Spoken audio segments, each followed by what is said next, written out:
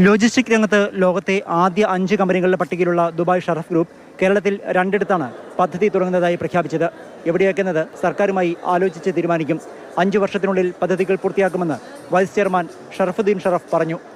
Making it very successful and for us as coming from abroad, very comfortable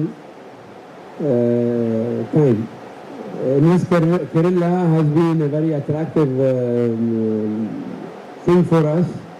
Malabar സിമന്റ്സും Tata ഗ്രൂപ്പിന് കീഴിലുള്ള ആർട്സൺ ഗ്രൂപ്പും ചേർന്ന് boat നിർമ്മാണ കേന്ദ്രം തുടങ്ങും. കൊച്ചി തുറമുഖത്ത് മലബാർ സിമന്റ്സ് പാട്ടത്തിനെടുത്തിരിക്കുന്ന ഭൂമിയിലാകും ഇത്. ബോട്ട് കയറ്റുമതി ഉൾപ്പെടെ ലക്ഷ്യമിടുന്നു. You must have recently seen in the budget and before that the government has been focusing on making India a major shipbuilding player in the world. We want to be at least the number 3 or number 3 to number 5 level shipbuilder in the world. 1000 കോടിയിലേറെ മുതൽ മുടക്കുന്ന സംരംഭകരുമായി മുഖ്യമന്ത്രി രാവിലെ നേരിട്ട് കൂടിക്കാഴ്ച നടത്തി.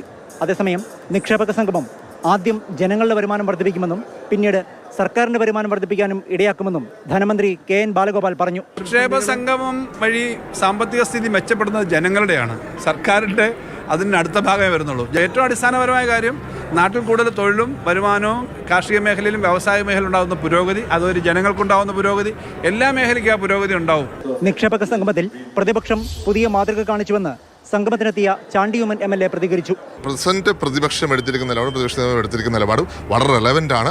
അത് സംസ്ഥാനത്ത് investment വന്നാൽ സ്വാഗതം ചെയ്യും. നമ്മുടെ ചെറുപ്പക്കാർ വിദേശത്തേക്ക് പോയിക്കൊണ്ടിരിക്കുക, അതിന് പകരം കേരളത്തിൽ എത്താനുള്ള സാഹചര്യം ഒരുക്കണം. അതിനുവേണ്ടി നമ്മളെല്ലാം ശ്രമിക്കും.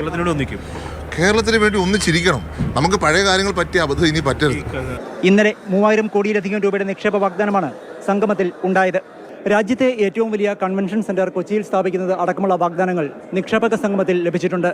ഇതടക്കം സർക്കാരിന് ലഭിച്ച വാഗ്ദാനങ്ങൾ വൈകിട്ടോടെ പ്രഖ്യാപിക്കും. ആഗോള നിക്ഷേപക സംഗമത്തിൽ ലഭിച്ച വാഗ്ദാനങ്ങൾ കാലതാമസം കൂടാതെ നടപ്പിലാക്കാനുള്ള തീരുമാനമാണ് വ്യവസായ വകുപ്പ് എടുത്തിരിക്കുന്നത്. Pradeep Joseph, Mathrubhumi news, Kochi.